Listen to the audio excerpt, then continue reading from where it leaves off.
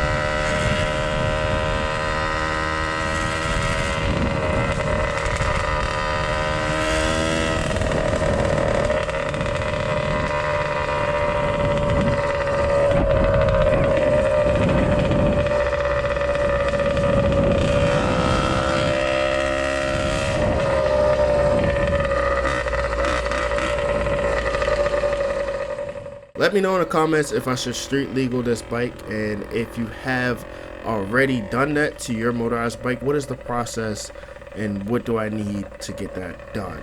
Let me know in the comments. Just put like a comment down there or something. Let's start up a conversation. I'm curious because this bike is super loud and I don't want to get pulled over being on the street doing at least like 60 miles per hour.